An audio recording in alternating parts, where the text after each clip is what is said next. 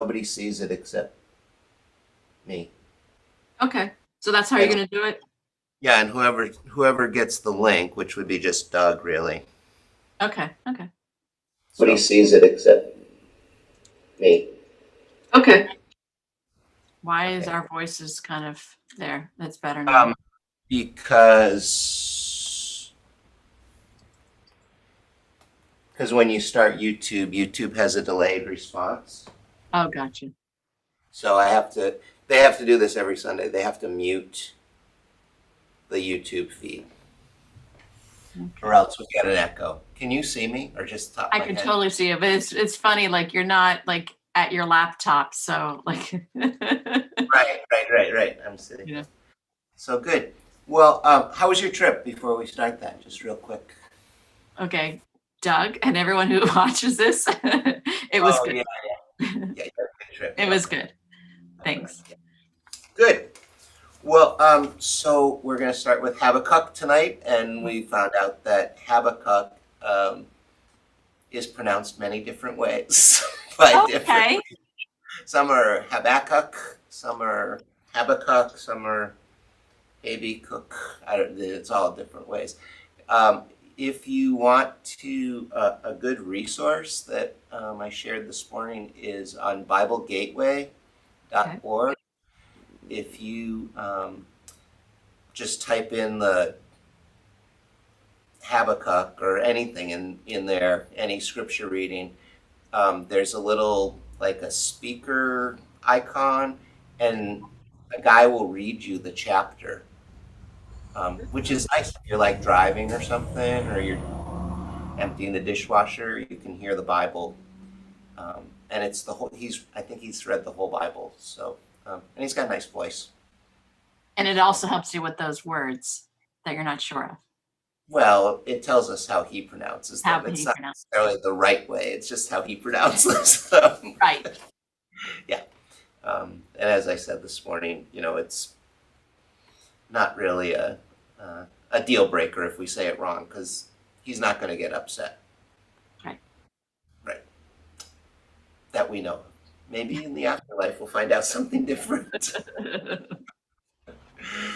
So, so this is a book that is kind of hard to date precisely because there's not a lot of context clues in it.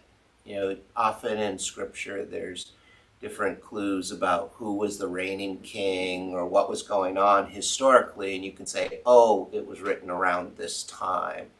But there's not a lot of great clues about that. So um, the best guesses by the theologian is either 696 to 642 BCE, before Common Era, what we used to call BC, or 609 to 598.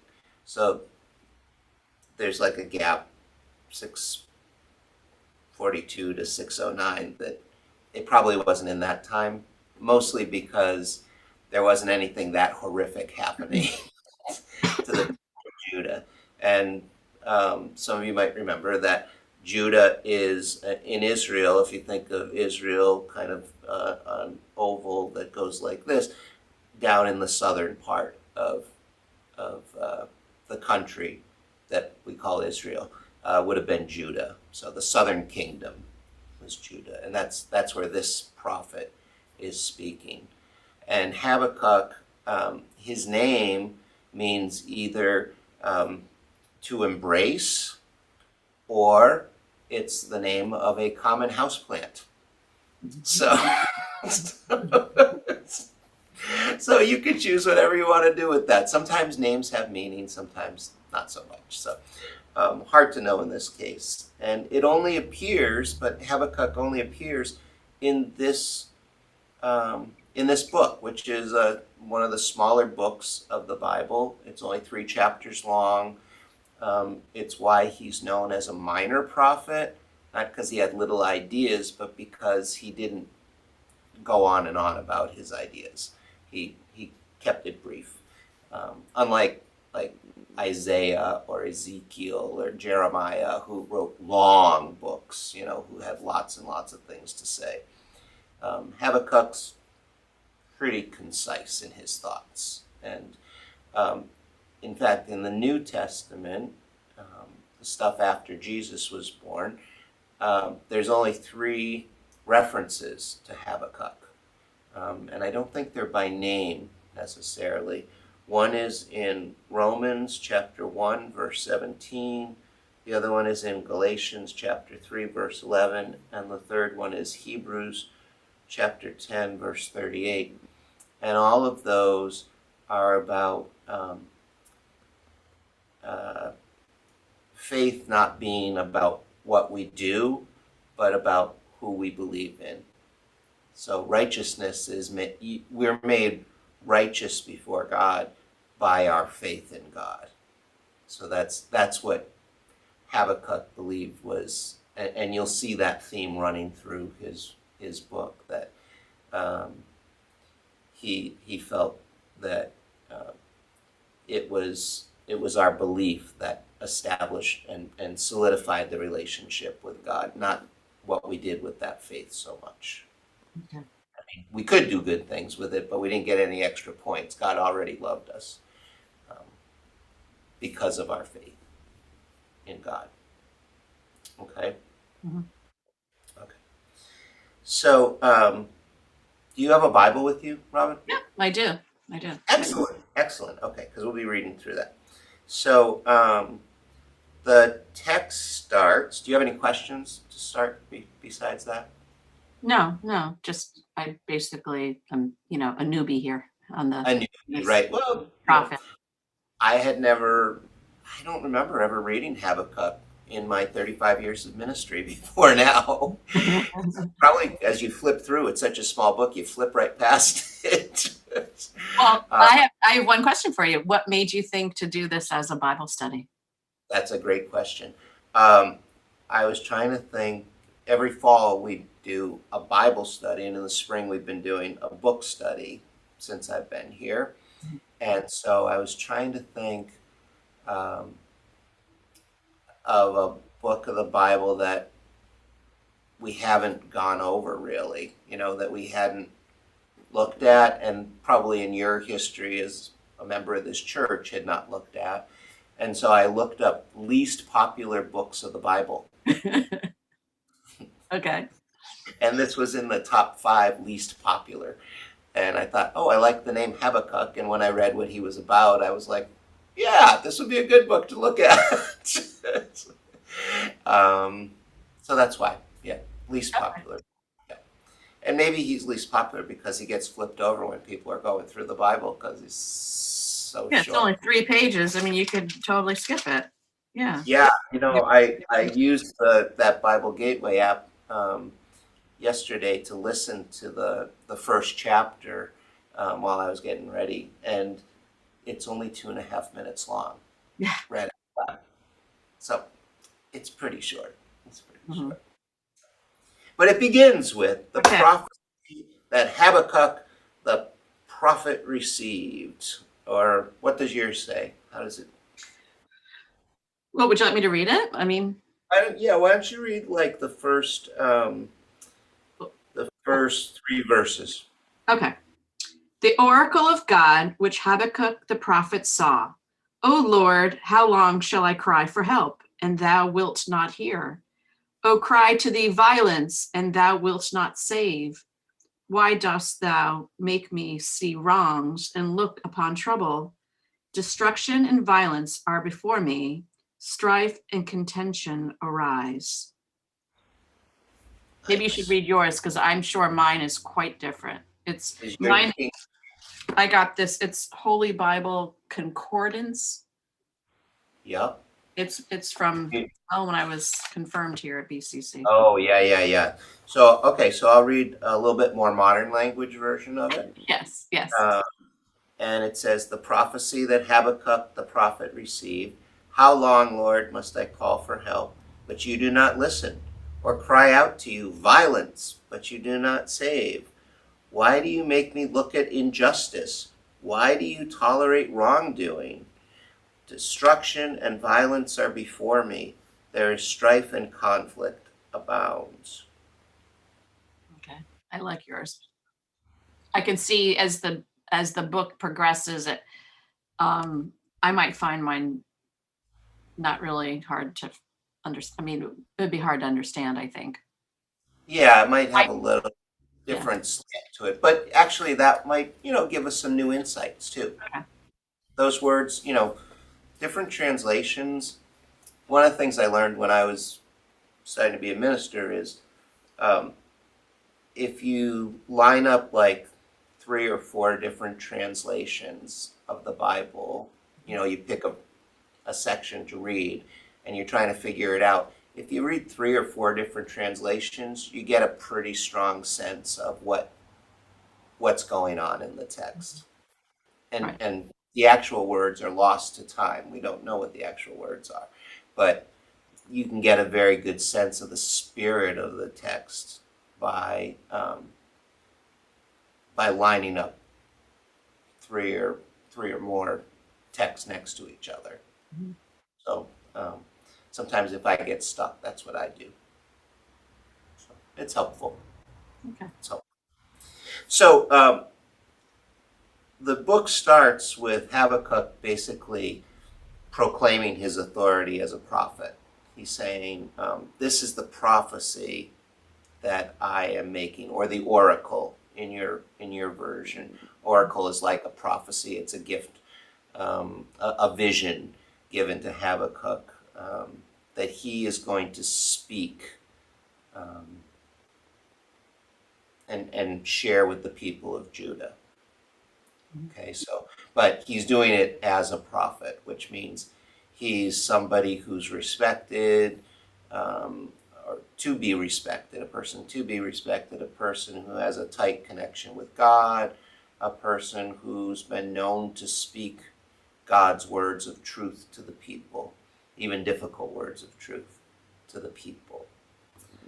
And he starts usually in a prophetic text in the Bible, like with Jeremiah or Ezekiel or Isaiah or any of those people. The prophets usually speak on behalf of the people they represent, either a country, a nation, a city, some piece of God's people. And so they speak kind of in a more we language than I language. And so what's different about this book, the way it starts, is Habakkuk is speaking for himself at the beginning. He says, "How long, Lord, must I call for help?" So that tells us that he's feeling the pinch of whatever's going on in the world. And he feels like God's not listening. So that's a little different, because usually the prophets are a little above everything. They kind of float above the fray, and they're the ones who are saying, if you were more like me, we wouldn't be in this mess. But he's like, I don't understand why I'm taking this right now too. He's really kind of confused. And he's even crying out to God, violence, but God doesn't save. And the word violence in this context refers to terror and malicious acts. And you might remember that in the reading, the word violence is Hamas. Oh. Which is used by a terrorist organization in Palestine, I think, right? Mm-hmm. Yep. And so they use, their name is violence. Wow. Their name is terror. Their name is malicious acts against the people who are their enemies. But in this case, that violence is being brought about by Judah's own king. so by their own leader. Mhm. And given the different timelines, it's either King Manasseh in 696 to 642 BCE, who was into worshiping lots of different gods, got caught up in foreign cults, and persecuted prophets, including sawing one of the prophets in half because he didn't like what the prophet was saying. And you know that prophet because we read him every year around Christmas time, and that prophet is Habbukuk's grandfather, Isaiah. You know, the lion and the lamb will lie down together. Mhm. That's Isaiah. He got sawed in half by King Manasseh of Judah because of his prophecies. And he was also into child sacrificing as part of his debauchery. So the people felt afraid of their king Mhm. because he was doing malicious things to them. He was Hamas for them. And in this section of Habakkuk, Habakkuk's feeling afraid of the king because he sawed his grandfather in half, right? And he's not probably too fond of anyone in the family. Now, if we use the other timeline, remember there were two possible timelines that this text could be written in. The other king who was not a great guy in Judah was King Jehoiakim, and he was from 609 to 598. And the rabbinical literature describes Jehoiakim as a godless tyrant who committed atrocious sins and crimes. He was portrayed as living in incestuous relations with his mother, daughter-in-law, and stepmother. And if any of their husbands got in his way, he would murder them. Because why not? He was the king, right? Right. So a sweetheart. And he would murder them so that he could not only take the men's wives, but he could take their property. So that was going on at this time. You know, that would be the other bad thing that was happening, both of which could have impacted Habakkuk in terrible ways and caused him to cry out violence, right? So the word violence, besides meaning, malicious acts or terror, is in this case pointed at people who are already being oppressed, get further oppressed by this violence. So they're already kind of on the marginalized people, but this violence makes their lives even more difficult. And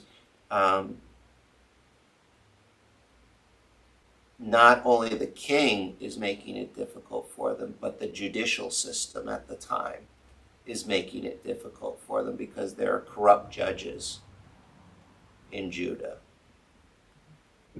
And so, so even if people try to petition for themselves, there's no way for them to do that, to get a fair trial, to get a fair case. And so justice has been perverted in Judah. And because Habakkuk thinks of himself as a pretty good guy, he feels personally assaulted by this behavior. Okay. So, would you say that? Have you ever witnessed that kind of activity in our times? in the time that you've been alive, where a leader of a country has gone after their own people and has made their lives harder and oppressed them with violence or with legal actions, like a corrupt legal system that's taking advantage of people, making laws that make it difficult for people to get a fair shake. Well, I mean, I just heard, when they're talking about what's going on in Russia, I mean, essentially it's like no matter what you go on trial for, like 99% of everyone is found guilty of whatever it's charged against them. Yep. So I mean, that's present day. I mean, these are our fellow humans on this planet today, not BCE. And, you're charged with something, and you would probably feel zero hope.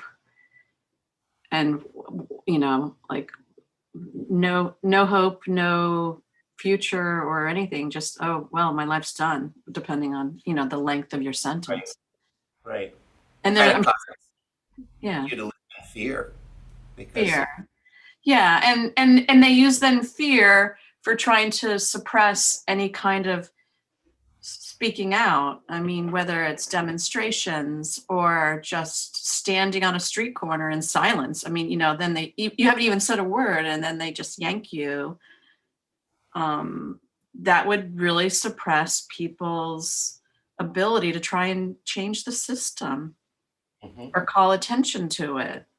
I mean, it'd be very depressing to just basically think then there's just no hope, no voices of the people, fairness, or, trying to follow a good life, because, they might just figure out any way they can to throw you in jail.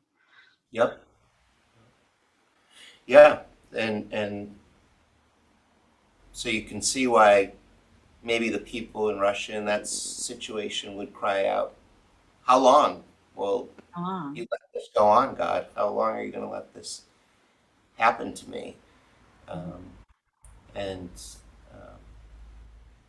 I think closer to home, some people see what happened to women in the recent decisions by the Supreme Court as being similar to that they don't have a voice anymore in their bodies and their autonomy, and they feel afraid.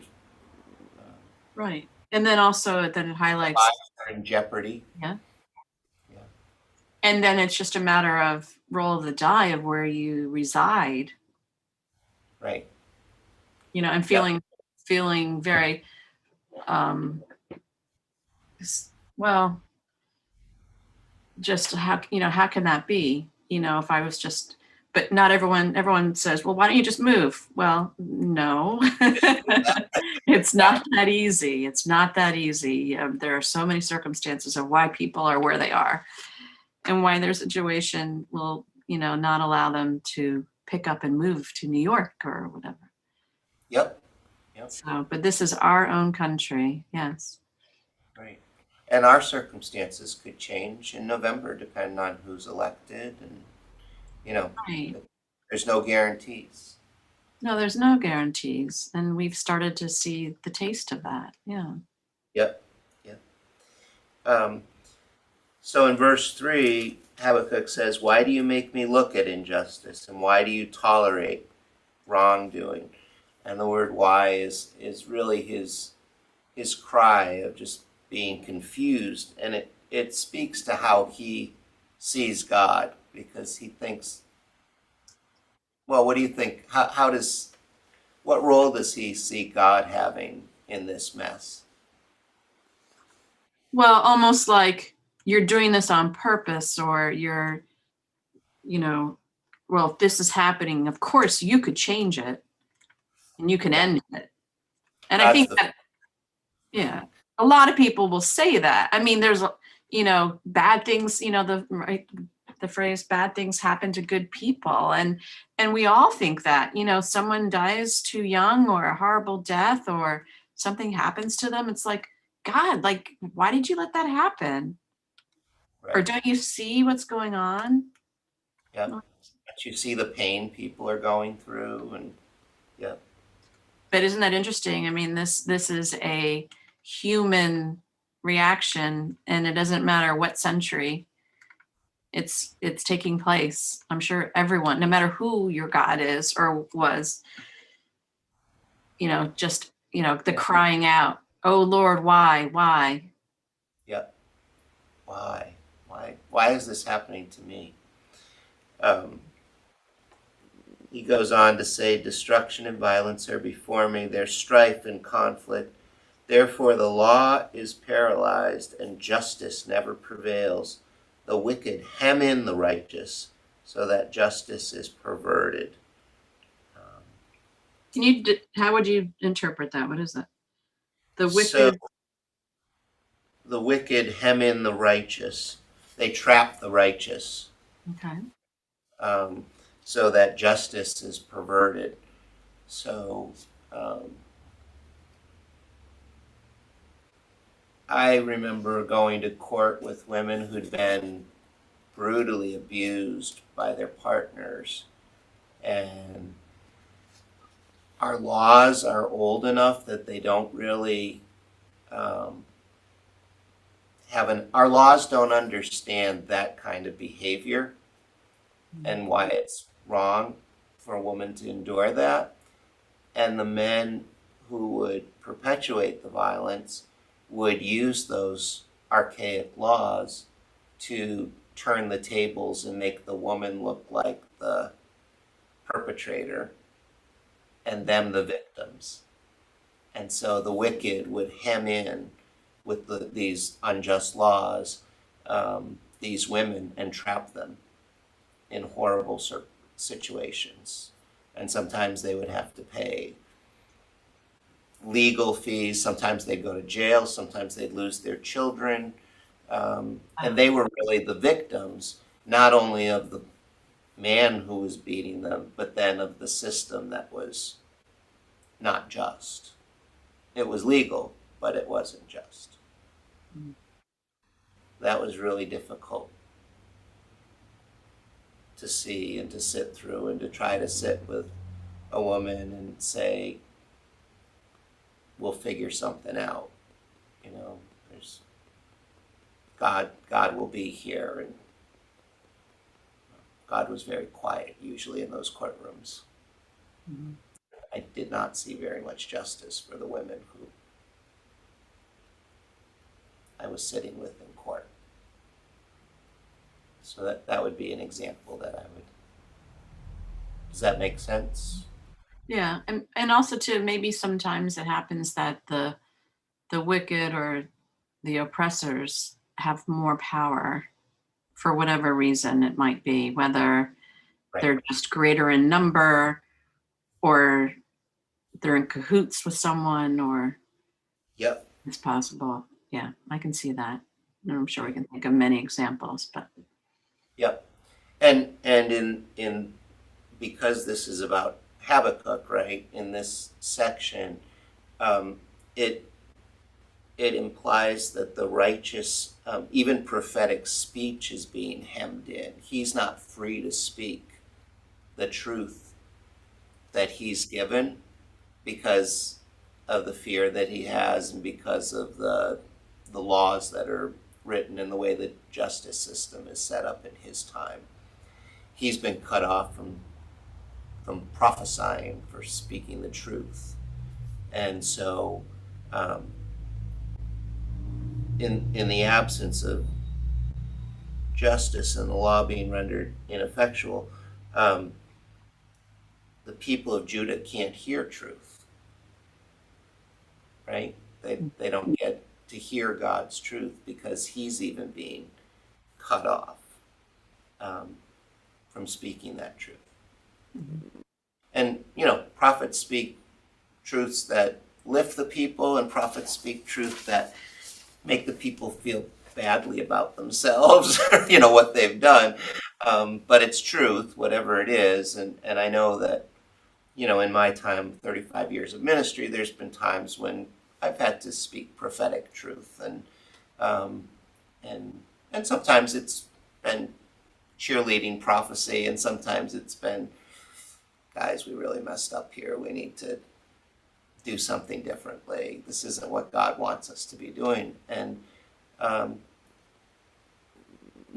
someone this morning said, kill the prophet. And I said, yeah, that's what it feels like sometimes, because people get angry when they hear that truth, and it can be scary. But in a just system, in a fair system, people say, yeah, I don't really like that, but he's got a point, or, and they either adjust their sails or they go find another prophet to listen to who's saying what they want to hear. Um, have you ever been confronted by prophetic speech in this church? So you grew up in this church, right? Right. From Where different, having to be told the truth, whether it was like good truth or bad truth. yeah, truth that was hard to hear, maybe. Mhm.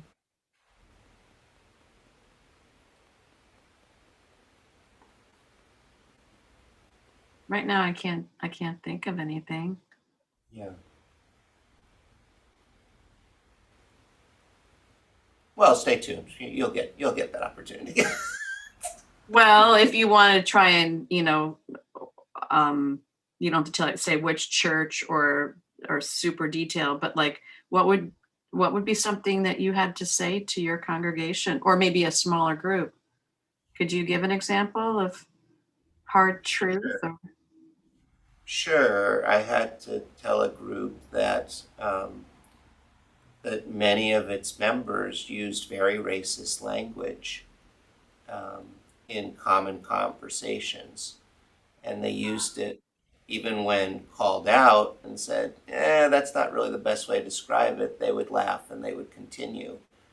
And I said, that's really not who we're called to be, and that's not what we're called to be about. And it's not what Jesus wants us to be about. And I was told that Jesus had no place here. oh my goodness. Yeah. And that, the text that I was reading verbatim from, Jesus, that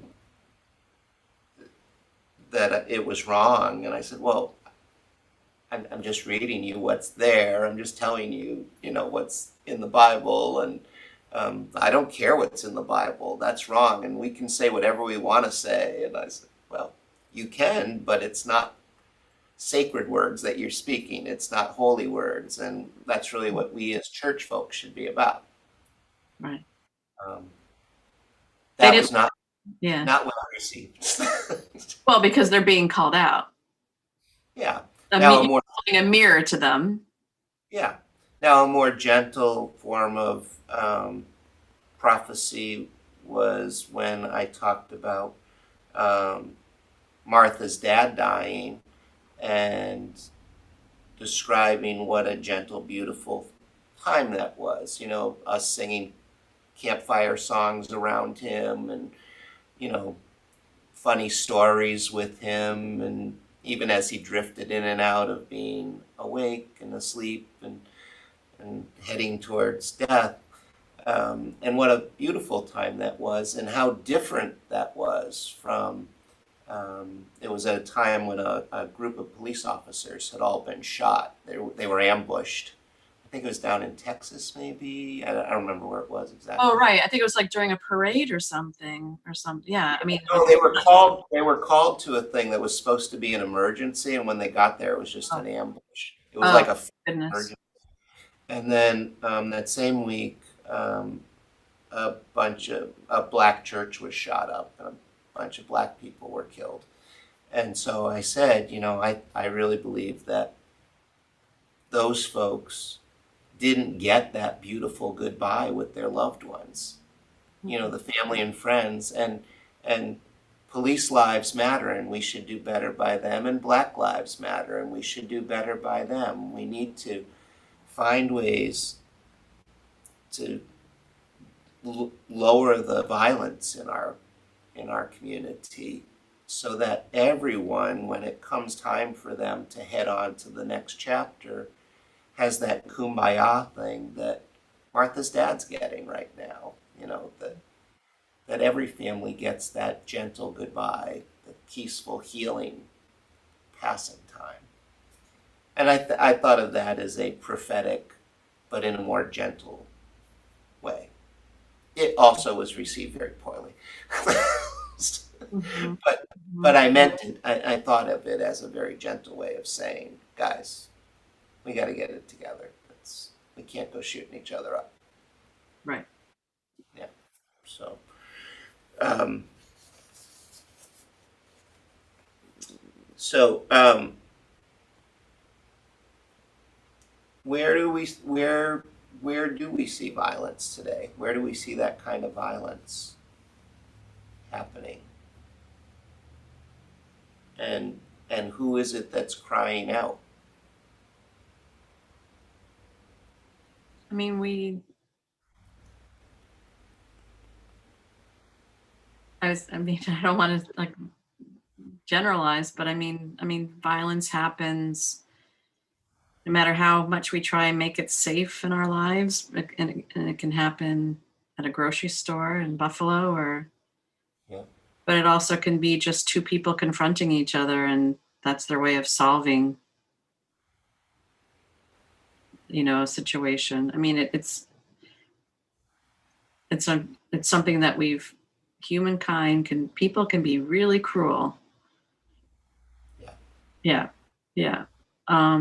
But when people accept it, and the other part that's hard is when violence becomes so frequent that we're just numb to it. And then you're like, Yeah. oh, I didn't hear about that. Oh, well, that's because there was like 10 things that were on Twitter or whatever. Right. And Right. you're like, but we should be outraged for every death or every violent act. And that it's Yeah. it's Yeah. every And cry out for that stuff. Why? Why is this happening? Because it's so Mhm. terrible. And so when we um, cry out like that, um, based on your relationship with God, um, what do you expect God to do when you cry out like that? God, why is this happening? What would you want God to do? What would you hope God would do in that when you cry out like that in your prayer? Well, one, I would just hope that God is listening, and where you just try and share what you're feeling, that so hopefully God is listening, and you might not hear a response, but at least maybe, I mean, if you kind of wait to hear that, maybe you're given an idea of what is the one, like, can I make a difference in some fashion? Yeah. um I Maybe mean, some insight. God would give you some insight or something. right, right. Because sometimes and it's not just violence, but it can be where you just feel like no matter what you do, when it's just an issue you're wrestling with, what I do going to make a difference? Yeah. But if maybe it's you read a book for better understanding, or you try and learn more about other, or you try and I don't try and maybe get more involved in your community in some fashion, whether it's volunteering or education or something. But I mean, anything that you feel like, okay, my thread, my little bit gets joined with others, and maybe, and what is it, the arc of justice, Yeah. then, but like it's nothing. I mean, it takes generations for change. Right. And but hopefully my little drop in the bucket will help me understand and also can lead others to join up and make change. Yeah. But it's And just listening and I think sometimes you just have to pray and talk to God in a quiet time to hopefully just start unloading this off your shoulder, because you can take it personally like Habakkuk is. yeah, absolutely. And I think Habakkuk thought, well, if I'm lifting this up, God's going to show me a way out of this. God's going to help me figure this out somehow, or deliver me, or, you know, say, don't worry, it's going to be okay, Habakkuk, console or encourage or something. Um, let's hear what God responds, because in verse 5, God starts to respond. So it becomes a dialogue here, and Okay. the language shifts, and God moves from Habakkuk's very personal angst and feeling of being oppressed to look at the nations and watch and be utterly amazed. For I am going to do something in your days that you would not believe, even if you were told. Sounds like could be good, right? Right. And you're going to be amazed. This is going to be good. And so God provides kind of a larger perspective now to Habakkuk and says, this isn't just about you. Watch the nations and see what happens at this point. And so why don't, I think even in your version, could you read verse 6 through Sure. 11 and read it kind of like it's Like really that? it's poet, yeah, like God is reading poetry. Because it's really a poetic section of the book. Okay. Except I don't know one of those words. Okay. For lo, I am rousing the Chaldeans, that bitter and hasty nation, who march through the breadth of the earth to seize habitations not their own. Dread and terrible are they. Their justice and dignity proceed from themselves. Their horses are swifter than leopards, more fierce than the evening wolves. Their horsemen press proudly on. Yea, their horsemen come from afar. They fly like an eagle, swift to devour.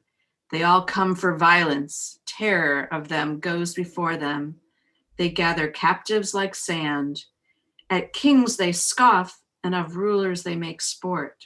They laugh at every fortress, for they heap up earth and take it. Then they sweep by like the wind and go on. Guilty men whose own might is their God. Okay, what does that mean? Words. Well, how about we just go with the images? What are the images in there? Yes. Well, you've got horsemen and everything. Yep, horsemen usually in the Bible, especially in the Old Testament, represent war. Okay. Not just a leisurely drive through the country. I mean, No, it's not really like a circle with the fringe on top kind of thing. No. Because horses were used by war against people who were weaker, and they could just. Mm-hmm. And not everyone had a horse, I'm assuming, either. No, usually just the king's men had horses. What other animals do they? Well, they say that their horses are swifter than leopards and more fierce than the evening wolves. So, I mean, I don't think of horses being fierce, but God is saying they are. Yeah, and wolves are fierce. Yes. Yeah, and the people are going to be like wolves. They're faster than leopards and they're fiercer than wolves at dusk. So their horses are. So they're really like whipped up for war. Mm-hmm. Is what that means. They're like, there's this, when horses are really being driven hard and the saliva is coming out of their nostrils, and they're really rushing forward. They fly like an eagle swooping to devour, and they all come intent on violence.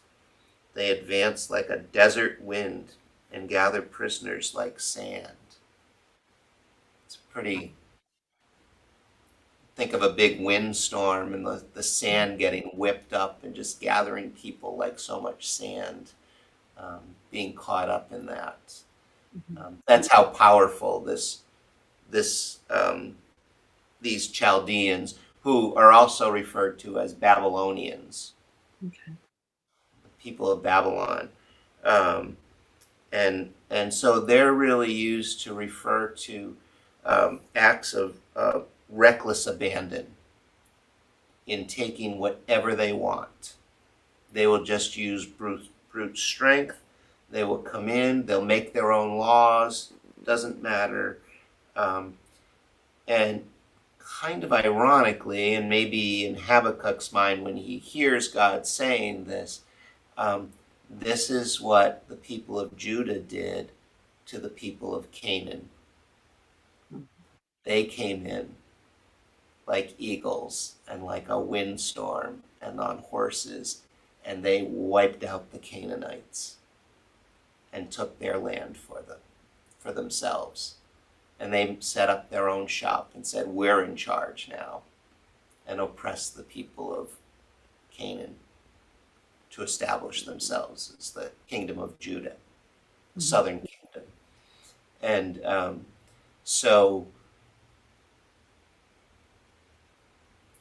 these words would be very frightening to Habakkuk, because he knows what that looks like, because his people were part of the same act, and now they're going to be on the receiving end. And God is sending them. Habakkuk wants comfort. Habakkuk wants encouragement. Habakkuk is getting a wild horde Right. instead. Because God says, look what I'm going to do. I'm going to raise up these people to come after you and destroy you. And all the people. Is there a reason? Did we miss why? Well, yeah. I mean, why is because their king, the king of Judah, has become so corrupt, and the courts have become so corrupt that God is displeased with them.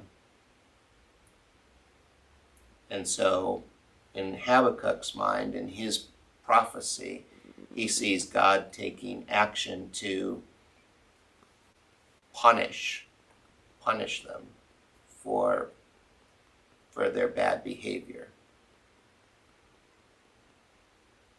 Now, I don't know if you believe that God punishes for bad behavior. Right. But this is what Habakkuk believed. And this is how he understood why they were going through all this terrible time. Because they deserved it, basically. Right. They were getting what they deserved. And they were going to be overtaken by a people whose own strength was their God. So they didn't believe in Yahweh, the God of Israel, the God of Judah. The Babylonians believed in their strength, in their power. It didn't matter. To them, there was no other God except for strength and power. Mm-hmm.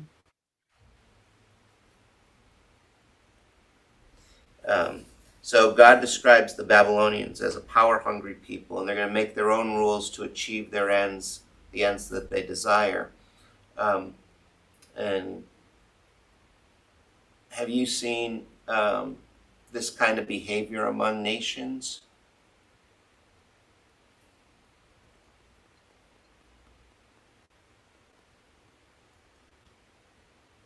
Well, yep. I mean, people are go to war all the time.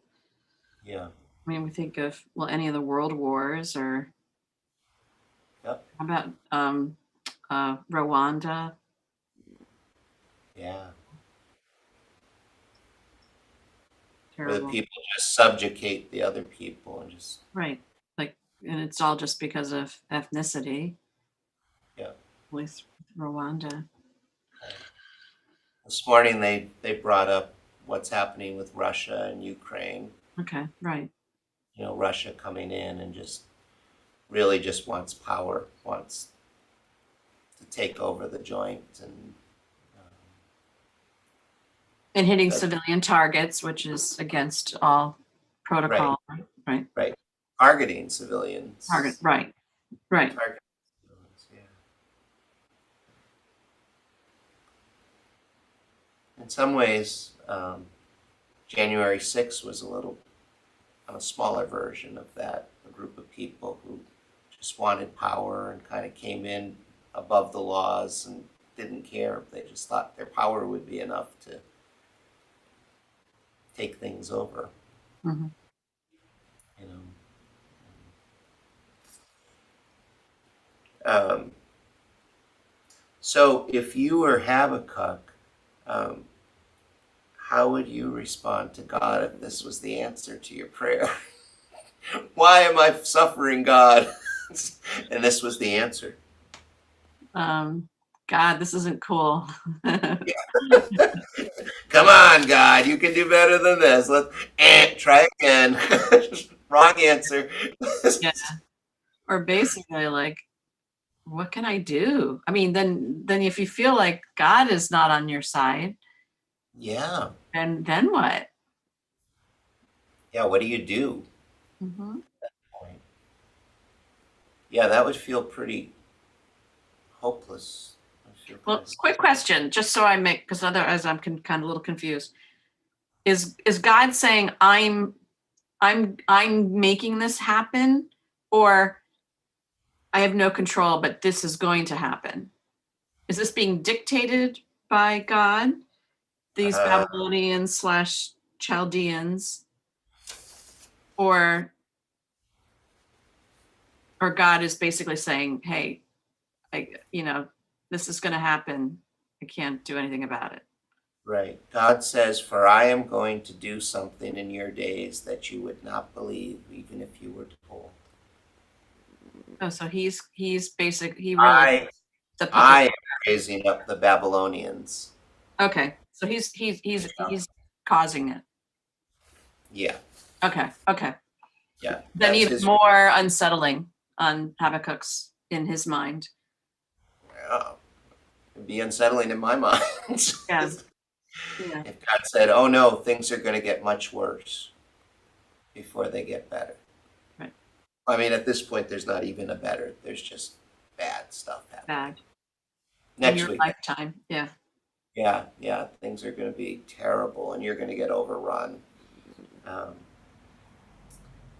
On page 258, and this kind of goes to your question, the author says, and this is right at the end of the link that I sent you for this week. Okay. He says the main lesson to be drawn from God's response to Habakkuk's prayer is the fact of divine control over what takes place throughout the cosmos. Let me say that again. Say that again. Mm-hmm. The main lesson to be drawn from God's response to Habakkuk's prayer is the fact of divine control over what takes place throughout the cosmos.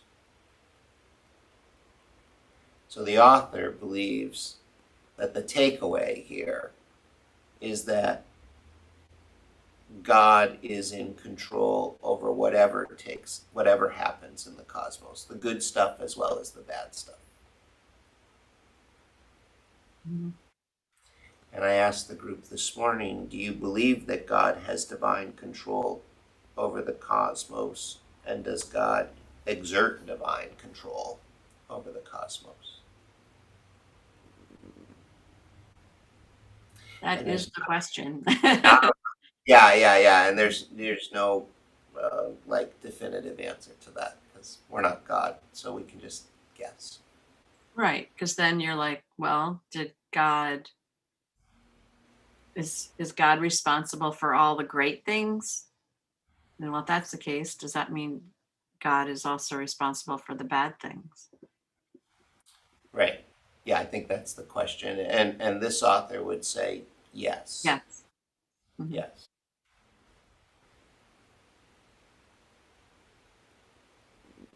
Yeah. So And that would mean God is responsible for Sandy Hook shootings.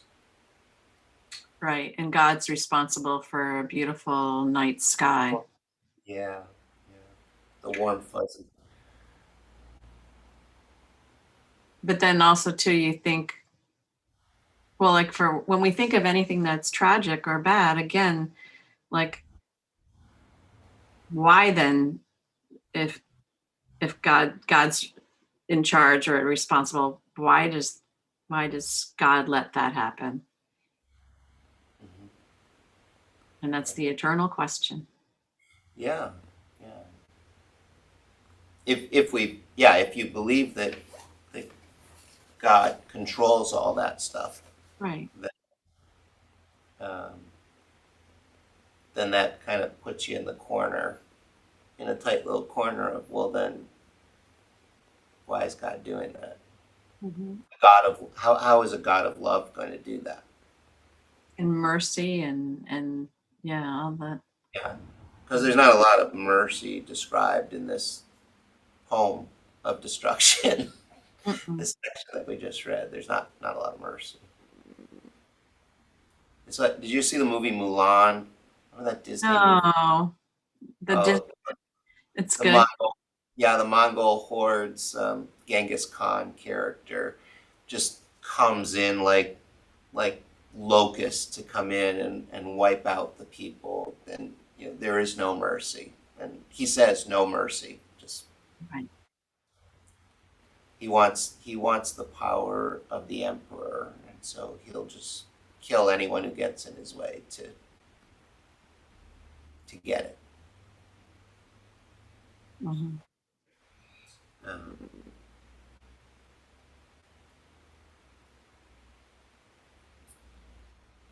this morning's crew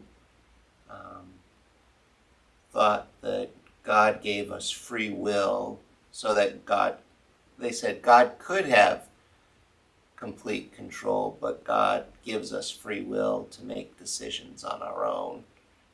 And so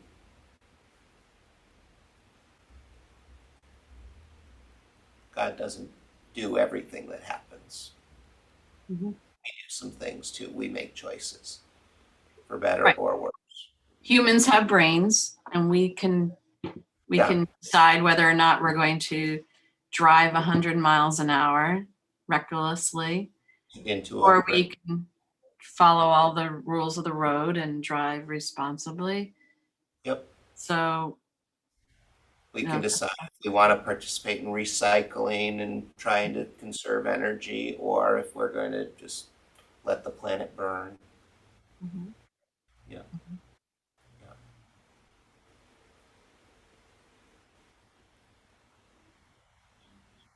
And maybe God has more compassion than Habakkuk sees um, in this moment.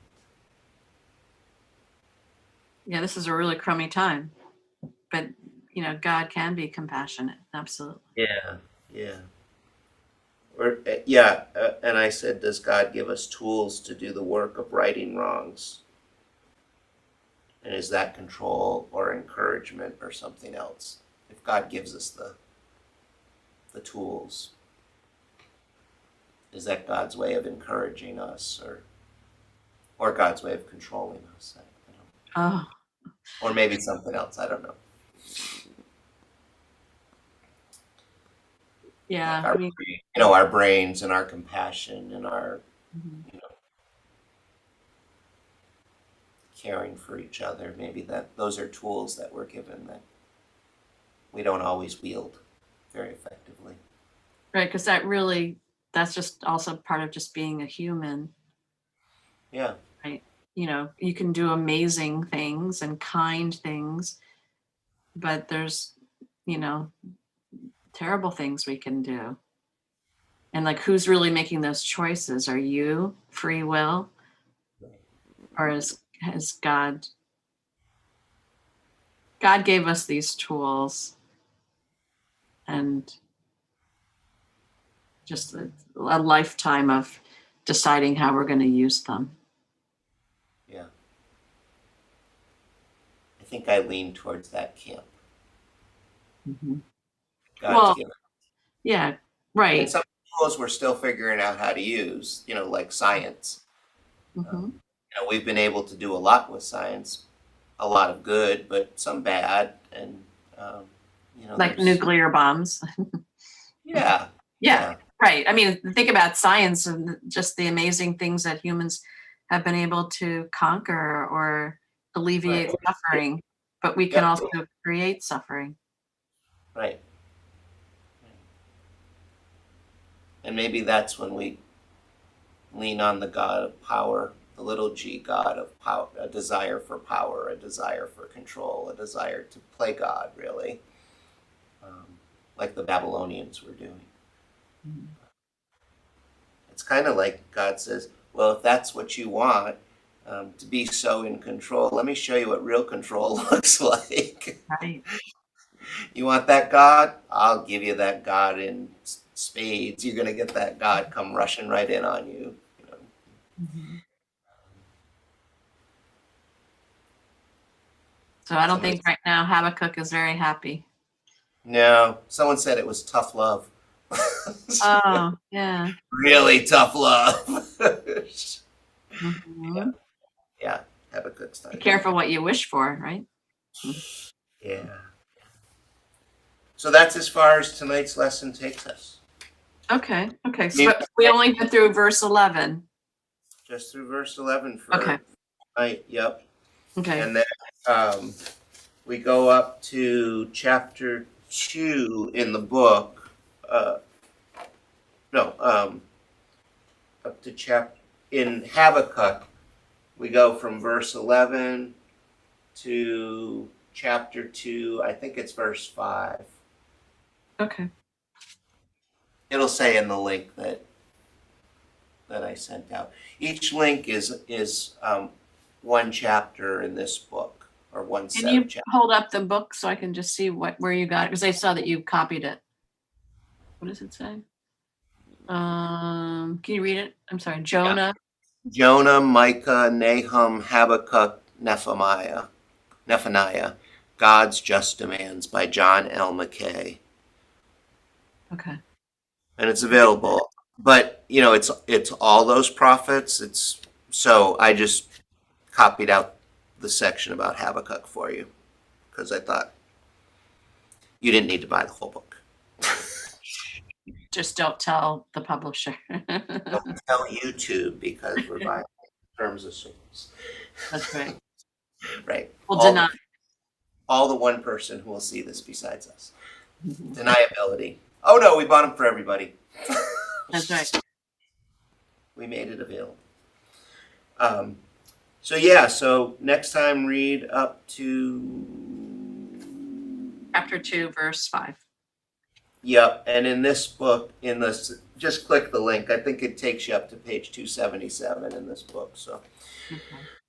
whatever it is, it's about 15 pages maybe. It's not too bad. Okie dokie.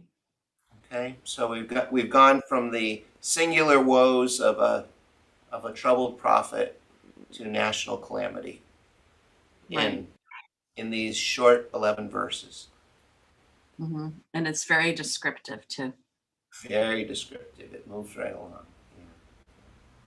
Well, that's good. That's good. But I want to find out like if Habakkuk is going to be just eternally depressed or be uplifted. You'll have to read on. Mm-hmm. Inquiring minds want to know. Exactly. Yeah. So good. Good. So thanks for Thank coming. you. Thanks for having me, my little one-on-one tutoring. Our little one-on-one. I hope. Do you have any questions before you sign off? Anything? No. It's just good. It's it's funny. It's like the shortest book. You're like, oh wow, this should be easy. I'm like, no, this isn't easy. There. Yeah, I feel like he packs so much into every verse. I was telling Martha at dinner, I said, when we've done other books of the Bible, you kind of gloss over things, because there's so much material, you can't Right. cover everything. But in this, because there's so little material, you really have to dive deep into each little section of verses to really flesh it out. So, Right. Right. which is kind of fun. I don't do it. Okay. Well, thanks so much, Todd. You're welcome, Robin. Have a lovely evening. Have a great evening. All Okay. right, take care. Bye-bye. Bye.